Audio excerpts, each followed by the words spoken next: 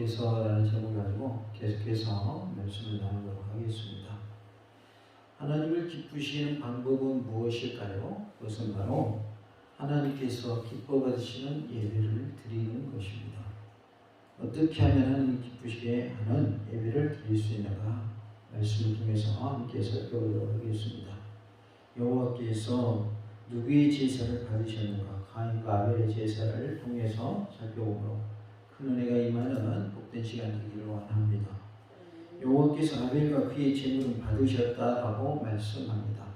4절에 아벨은 자기도 양의 첫 새끼와 그 기름으로 드렸더니 여호와께서 아벨과 그의 제물은 받으셨으나라고 말씀합니다. 하나님께서 아벨과 그의 제물을 받으셨습니다. 이것은 하나님이 기뻐 받으신 제사를 드렸기 때문에 받으신 겁니다. 가인도 제사를 드렸습니다. 그런데 하나님이 받지 않으셨습니다. 그러나 아벨의 제사는 하나님이 받으셨어요. 아벨은 자기도 양의 첫 새끼로 드렸다고 했는데 이 첫 새끼라는 표현은 곧 첫 소산이라는 뜻으로서 가장 귀한 것을 구별하여 하나님께 바쳤다라는 의미입니다. 그런데 하나님께 드릴 때에 가장 귀한 것으로 구별하여 하나님께 드림으로 하나님이 기뻐 받으신 우리의 예물이 되고 또 우리의 예배가 될 수 있기를 원합니다. 우리가 예배 드리는 것은 우리가 시간을 내서 예배 드리는 거죠. 시간이 남아서 예배 드리는 게 아니죠. 따로 구별하여 예배 드리는 것이죠. 그래서 먼저는 우리가 하나님께 시간을 드려야 합니다. 그리고 우리의 마음을 드려야 하고 우리의 몸을 드려야 합니다. 그리고 오늘은 연대 헌신 예배를 드리고 있습니다. 우리의 몸을 주님께 드릴 수 있기를 원합니다. 가장 좋은 것으로, 최선의 것으로, 가장 귀한 것으로 하나님께 구별하여 드리는 우리의 몸이 되고 우리의 마음이 되고 우리의 예물이 될 수 있기를 원합니다. 하나님께서 아벨의 제사를 받으셨다고 하는 것은 하나님이 기뻐 받으시는 제사였다. 하나님 기뻐 받으시는 예배였다라는 것을 말씀해 주고 있습니다. 3절로 5절의 내용을 보면 세월이 지난 후에 가인은 땅의 소산으로 제물을 삼아 여호와께 드렸고 그랬어요. 가인은 뭐하는 사람입니까? 농사하는 사람이죠. 그렇기 때문에 농산물로 예물을 드렸어요. 아벨은 어떻게 드렸습니까? 아벨은 자기도 양의 첫 새끼와 그 기름으로 드렸더니 여호와께서 아벨과 그의 제물은 받으셨으나라고 말씀합니다. 가인도 드렸고 아벨도 드렸는데 여기 내용을 보니까 세월이 지난 후에 가인은 땅의 소산으로 제물을 삼아 여호와께 드렸고 이렇게 표현이 되어 있어요. 차이가 무엇인가? 아벨은 자기도 양의 첫 새끼와 그 기름으로 드렸더니 라고 말씀하고 있어요. 아벨은 양을 치는 자이기 때문에 양의 첫 새끼로 드리는 게 당연하죠. 가인은요 농사하는 자예요. 그러니까 땅의 소산물로 드리는 게 당연해요. 그런데 왜 하나님이 받으시고 안 받으시고 이게 차이가 있을까? 그 차이를 찾아보면 무슨 단어가 있고 없고를 보실 수 있어요? 첫이라는 단어가 나와요. 첫. 그러니까 첫 것을 드렸다는 표현이 누구에게는 있고 아벨에게는 있고 그다음에 가인에게는 없어요. 우리가 농산물도 첫 것을 하나님께 드려야 안 드려요? 드린단 말이에요. 그런데 지금 가인의 모습을 보면 첫 것을 드렸다는 표현이 없고 그냥 뭐라고 되어 있냐면 땅의 소산으로 제물을 하나님께 드렸다고 되어 있어요. 그러니까 첫 것이라는 표현이 없어요. 그러나 아벨은 보면 뭐라고 되어 있어요? 양의 첫 새끼와 이렇게 되어 있어요. 이것을 예전에는 많은 목사님들이 어떻게 해석을 했냐면 피의 제사가 드려야지만 하나님 받는다. 그런데 가인은 피가 없다. 그러니 하나님 안 받으셨다. 이렇게 해석을 했어요. 그러나 하나님이 곡식도 받으셔야 안 받으셔요? 받으셔요. 그러니까 여기서는 곡식이냐 그 다음에 피의 제물이냐 그것 때문에 받고 안 받으신 게 아니에요. 첫 것을 드렸냐 안 드렸냐 이 차이예요. 그 말이 무슨 말이에요? 가장 좋은 것으로 가장 귀한 것으로 그리고 구별하여 드렸느냐 그러지 않았느냐 얘기예요. 그런 차이예요. 그러니까 지금 가인은 땅의 소산물로 드릴 때에 구별하여 드리지 않았어요. 첫 것으로 드리지 않았어요. 가장 귀한 것으로 드리지 않았어요. 만약에 가인이 가장 귀한 것으로 첫 것으로 드렸다면, 구별하여 드렸다면 하나님 받으셔요, 안 받으셔요? 당연히 받으시죠. 그런데 뭐라고 되어 있어요? 첫 것을 드렸다는 표현이 없어요. 우리가 첫 열매를 맺혔다고 할 때 그 첫 열매가 하나만 열려요, 여러 개 열려요? 첫 열매 여러 개 열립니다. 첫 열매라고 해서 한 개 열리는 거 아닙니다. 농사해보셔서 잘 아시잖아요. 그렇기 때문에 첫 열매라고 하는 것이 하나를 드렸다는 뜻이 아니에요. 그 중에서 가장 귀한 것으로 하나님께 드렸다라는 거예요. 그러니까 한 개를 드린 그런 의미가 아니라 첫 열매를 드린 거예요. 첫 열매니까 첫 것으로 드렸다가 아벨은 그랬고, 가인의 입장에서는 첫 열매를 드릴 수 있었으니까 첫 열매를 구별하여서 가장 좋은 것을 드릴 수 있어요, 없어요? 드릴 수 있다고 말이에요. 근데 그렇게 안 했어요. 그러니까 안 받으신 거예요. 그리고 아벨은 어때요? 첫 새끼를 드렸다 그랬으니까 가장 귀한 것으로, 흠없는 것으로, 그리고 구별하여 드린 거예요. 예배도 똑같아요. 지금 가인과 아벨은 제사 똑같이 드렸잖아요. 근데 가인의 제사는 하나님 안 받으시고 아벨의 제사는 받으시죠. 우리가 예배를 똑같이 드리고 있어요. 그런데 어떤 사람은 가인처럼 그냥 드리는 거예요. 구별해 드리지 않냐고, 가장 귀한 것을 드리지 않고, 마음을 다해서, 정성을 다해서, 온 힘을 다해서, 성품을 다해서 드리지 않아요. 그런데 또 한 사람은요, 마음을 다해서, 성품을 다해서, 온 힘을 다해서 구별하여 드리는 거예요. 정성껏 드리는 거예요. 누구 예배를 받으실까요? 정성껏 드린 자의 예배를 받으시는 거예요. 그러니까 지금 가인과 아벨의 모습을 보면 어떤 것을 알 수 있습니까? 하나님이 기뻐 받으신 예배를 드려야 된다는 거예요. 하나님이 기뻐 받으신 예배는 정성을 다하는 예배예요. 마음을 다하는 예배예요. 대충 시간이 됐으니까 때우는 예배가 아니에요. 그래서 우리는 매 예배의 시간마다 최선을 다해서 예배를 드려야 되는 거예요. 그래서 우리는 하나님께 그렇게 구해야 되는 것이죠. 하나님, 지금 이 시간도 내가 예배를 드리고 있는데 하나님, 저의 예배가 하나님 기뻐 받으신 예배가 되게 해주세요. 우리가 그런 마음을 가지고 기도하고 예배 임할 때에 하나님 기뻐 받으실 줄로 믿습니다. 가인과 그의 재물을 받지 아니하신즉 가인이 몹시 분하여 안색이 변하니라고 말씀이 나오죠. 받지 아니하신지라 이 말은 찾아보지도 아니하였다라는 뜻입니다. 뭐하지도 아니하셨어요? 찾아보지도 아니하셨다. 하나님이 뭐하지도 않았대요? 쳐다보지도 않아요. 우리 예배를 하나님이 쳐다보지도 않으면 될까요, 안 될까요? 안 되죠. 그러니까 받지 않으신 것은 원의 의미가 뭐예요? 쳐다보지도 않는다는 거예요. 관심이 없는 거예요. 누구의 예배는? 가인의 제사, 가인의 예배는 관심이 없어요. 왜요? 가인도 하나님께 관심이 없이 제사를 드리는 거예요. 별 관심이 없어요. 그냥 대충 그냥 아무거나 드리는 거예요. 그러니까 누구도 관심이 없고, 가인도 하나님께 예배 드리는데 관심이 없고, 그러한 예배를 누구도 관심이 없어요? 하나님도 관심이 없는 거예요. 쳐다보지 않는다 그 말은 관심이 없다 그 말이에요. 우리 예배가 하나님 관심이 없는 예배가 되면 될까요, 안 될까요? 안 되죠. 우리가 실컷 예배 드리는데 하나님이 나를 쳐다보지도 않아요. 내 예배에 대해서 관심도 없어요. 그러면 안 되죠. 아벨의 예배가 돼야 돼요. 가인 예배가 되면 안 돼요. 가인과 그 재물에 대해서는 하나님께서 관심조차 기울이지 아니하셨다라는 뜻이 바로 받지 아니하셨다라는 말씀의 뜻입니다.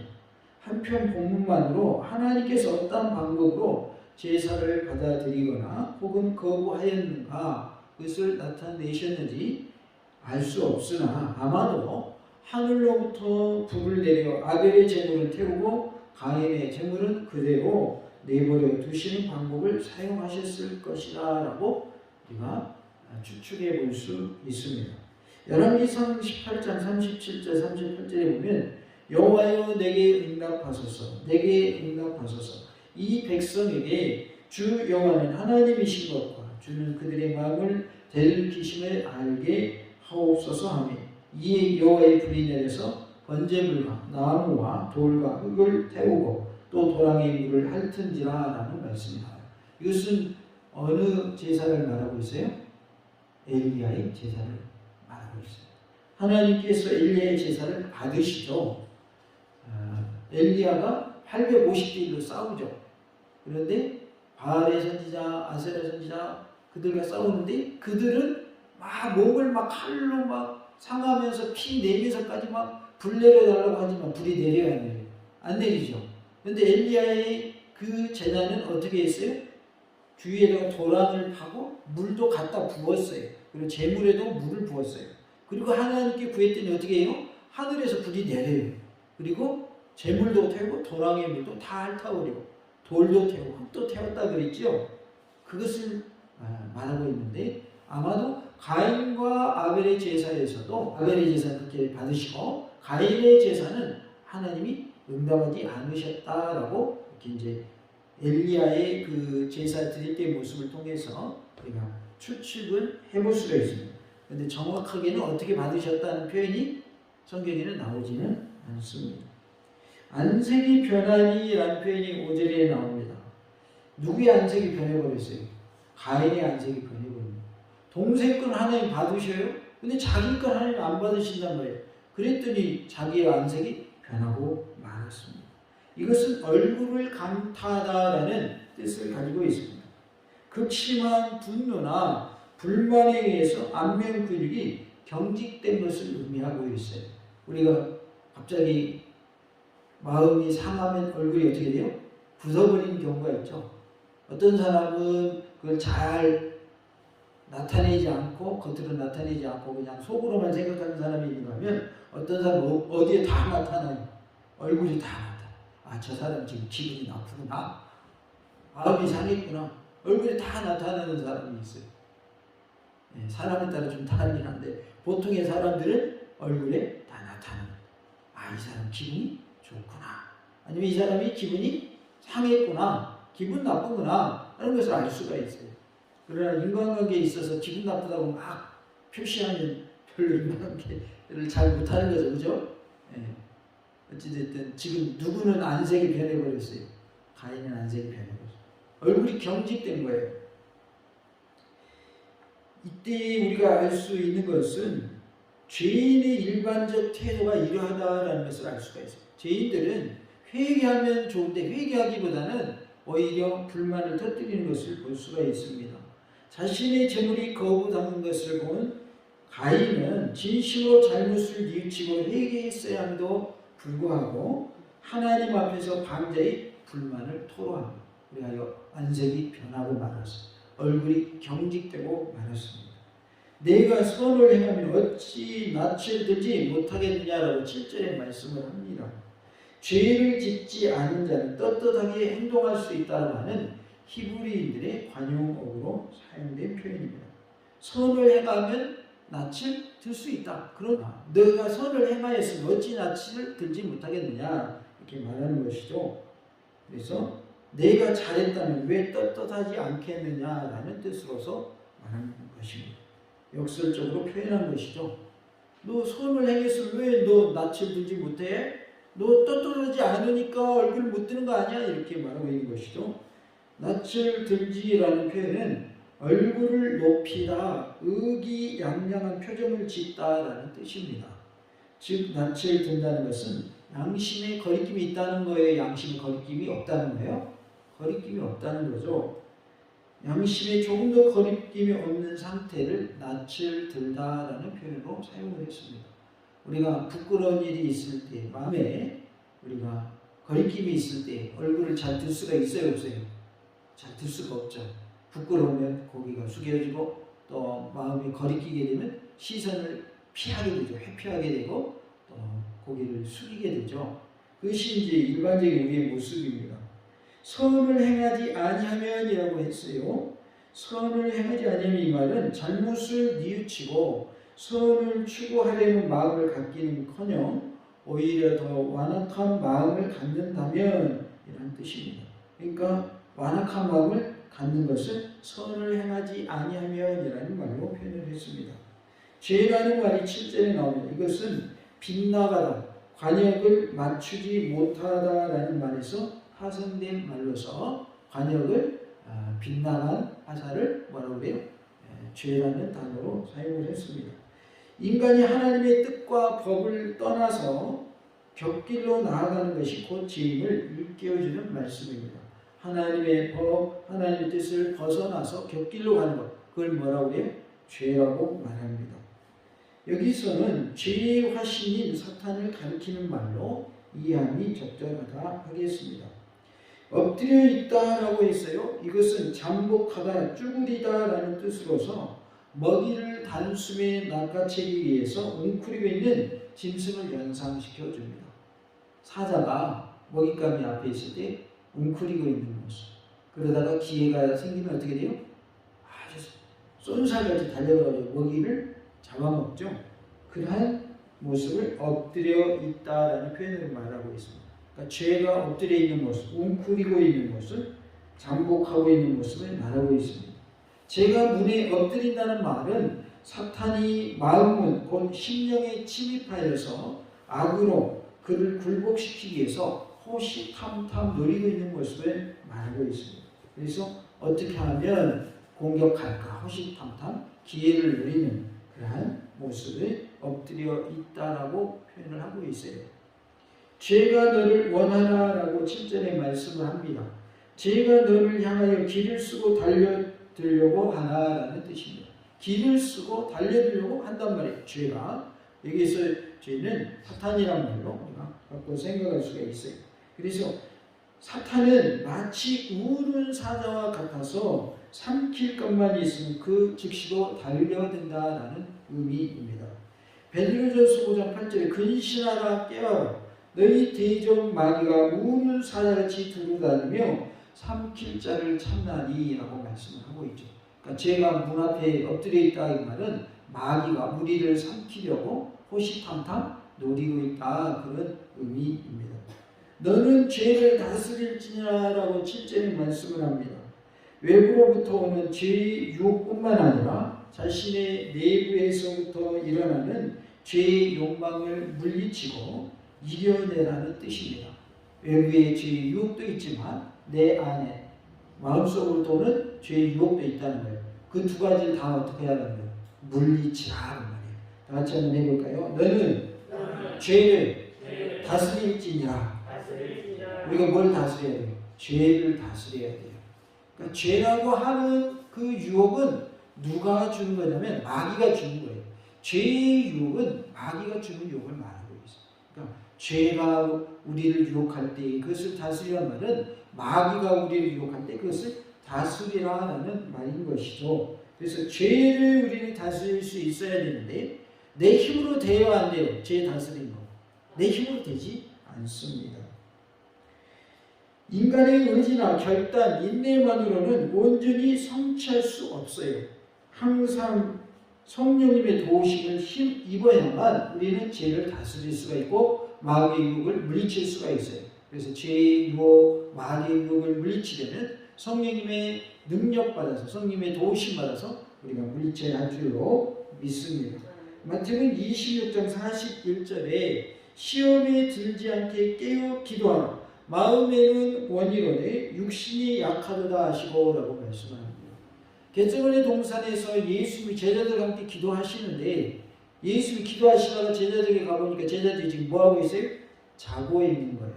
그래서 예수님이 너희들이 깨어 있어야지 이러면 되겠냐 하시면서 시험에 들지 않게 기도해라. 마음에는 원이로되 육신이 약하구나 라고 말씀하신 것이죠.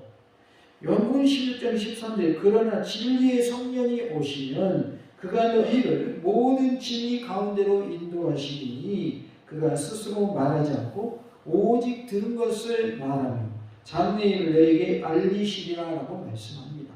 성령님께서 오시면 우리를 모든 진리 가운데로 인도하십니다.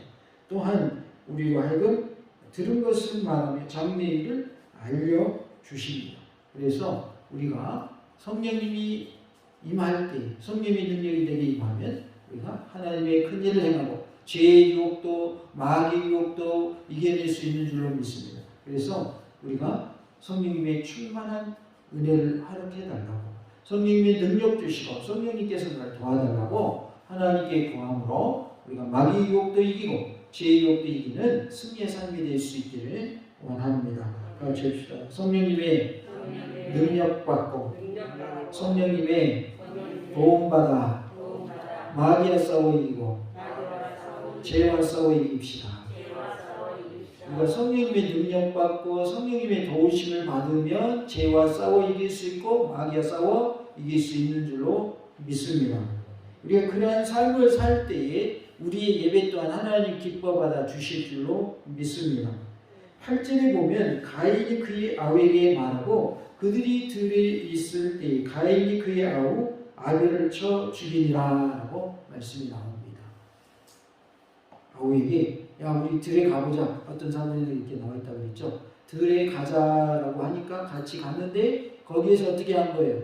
돌로 아우를 쳐서 죽인 것이죠. 최초의 살인자가 그래서 누가 된 거예요? 가인이 된 거예요. 좋은 별명이에요? 나쁜 별명이에요? 최초의 살인자. 나쁜 별명이죠. 최초란 말이 좋은 뜻으로 쓰이면 좋은 것이지만 나쁜 뜻으로 최초라고 쓸 때는 아주 나쁜 걸 말해요. 아주 나쁜 거. 아무도 살인을 저지른 사람이 없는데 가인이 최초로 살인죄를 짓고 말았어요. 사람을 죽이고 말았어요. 12절부터 15절의 내용 중에 12절에 보면 저주의 내용이 나와요. 12절에 내가 밭을 갈아도 땅이 다시는 그 효력을 내게 주지 아니할 것이요 너는 땅에서 피하며 유리하는 자가 되리라. 열심히 일해도 땅이 어떻게 하는 거예요? 효력을 발생하지는 못한다는 거예요. 심으면 많은 열매를 맺었는데 많은 열매를 맺히지 않는다는 겁니다. 그리고 피하며 유리하는 자가 되리라. 떠돌아다니는 자가 되리라 라고 말씀합니다. 13절 가인이 여호와께 아뢰되 내 재물이 지기가 너무 무거우니이다. 14절에 주께서 오늘 이 집에서 나를 쫓아내시온즉 내가 주의 낯을 배웁지 못하리니 내가 땅에서 피하며 유리하는 자가 될지라. 물은 나를 만나는 자마다 나를 죽이겠나이다. 하나님 나 가는 곳마다 사람들이 나를 죽일 것 같아요. 어찌하면 좋아요? 라고 가인이 하나님께 아뢰는 내용입니다. 여호와께서 그에게 이르시되 그렇지 아니하라. 가인을 죽이는 자는 벌을 7배나 받으리라 하시고 가인에게 표를 주사 그를 만나는 모든 사람에게서 죽임을 면하게 하시니라 라고 말씀합니다. 15절의 이 말씀은 죽임을 당하지 않게 하신 하나님의 은혜의 베푸시는 모습을 볼 수가 있어요. 죄도 하나님께서 긍휼을 베푸신다, 은혜를 베푸신다라는 것을 알 수가 있습니다. 가인이 하나님이 받으신 예를 드리지 못했지만 그가 떠돌아다니고 피하는 자가 됐지만 그럼에도 불구하고 그의 뭐만큼은 계속 유지하게 해주셨어요? 생명만큼은 유지하게 해주셨어요. 이게 하나님의 은혜입니다. 만약에 우리가 죄를 짓는 그때 바로 하나님 우리를 벌을 주신다면 아마도 지금 살아있을 사람이 있을까요? 없을까요? 아무도 없을 것입니다. 그때마다 하나님이 번개 쳐가지고 번개 맞아서 죽게 하신다. 아마 번개가 여러 번 쳤을 겁니다. 수만 번, 수억 번 쳤을 거예요. 왜? 다 그때 번개 맞아 죽어야 되니까. 그런데 하나님 그렇게 하시지 않으시고 오래 참아주십니다. 뭐 하기를 기다리실까요? 회개하기를 기다리십니다. 그러니까 가인에게 은혜를 베푸시잖아요. 떠돌아다니고 사람들 피해 다니지만 죽지 않게 하시잖아요. 표를 주셨다고 했는데 그 표가 어떤 표인지는 구체적으로 알 수가 없어요. 그러나 하나님께서 가인을 죽지 않게 하신 것만큼은 사실이다 그 말이에요. 그래서 지금은 이스라엘 민족과 아랍 민족이 지금 서로 대치하고 있죠. 서로 이스라엘에 가보면 섞여서 살고 있어요. 이스라엘 민족, 아랍 민족. 그래서 가끔 막 뭐가 일어나요? 전쟁이 일어나죠. 팔레스타인 사람들과 이스라엘 사람들 전쟁하잖아요. 최근에 그런 역사에 보니까 이제 서로 아이들을 잡아다가 죽이는 사건이 있었더만요. 보니까 어린 아이들 그냥 아무나 납치해가지고 죽이고, 그러니까 또 이쪽에서도 보복해서 또 아이 잡아다가 죽이고. 그래서 양쪽에 피해당한 부모님들이 우리 서로 이러면 안 됩니다. 둘 다 양쪽 다 이러면 안 됩니다 하면서 호소하는 내용을 보았거든요. 하나님은 모든 사람에게 골고루 기회를 주시는 거예요. 공평하게 기회를 주시고 하나님께 돌아오기를 기다리고 계시고 회개하는 자에게는 누구에게나 구원의 복을 주시는 것이죠. 그래서 하나님이 악한 자에게도 은혜를 베푸시고 일반인적 다 모두에게 주시죠. 햇빛도 주시고 비도 주시고 또 농사를 하면 열매를 맺게 하시고, 이건 일반인적이죠. 악한 자나 선한 자에게 동일하게 주시는 그러한 은혜를 볼 수가 있어요. 그래서 하나님께서 믿지 않는 자에게도 기회를 주고 계신다. 예수님을 영접하기만 하면, 하나님 품으로 돌이키기만 하면 구원을 얻는 기회를 주고 계시는 것을 알 수가 있습니다. 가인과 아벨의 경우에도 가인이 비록 피해 다니는, 유리하는 떠돌이 생활을 하지만 그 가운데서도 그의 생명만큼은 유지하게 해주심으로 은혜를 베푸신 것을 통해서 우리에게도 그러한 은혜를 주실 것을 미리 말씀해 주셨고, 이스라엘 민족뿐만 아니라 이방 민족에게까지라도 하나님이 구원의 기회를 주시는 것을 이 말씀을 통해서 우리는 엿볼 수가 있습니다. 하나님은 하나님을 기쁘시게 하는 예배를 드리는 자의 예배를 받으십니다. 우리 모두가 하나님을 기쁘시게 하는 예배를 드릴 수 있는 그러한 은혜가 있기를 원합니다. 같이 읽을까요? 여호와께서 아벨의 제사는 받으셨습니다. 하나님이 기뻐하시는 예배를 드립시다. 아벨의 제사는 어떠한 제사였다? 하나님이 기뻐 받으시는 제사였다. 그러기에 우리 또한 하나님이 기뻐하시는 모습으로 하나님께 예배드리는 예배자가 다 될 수 있기를 간절히 원합니다. 할렐루야.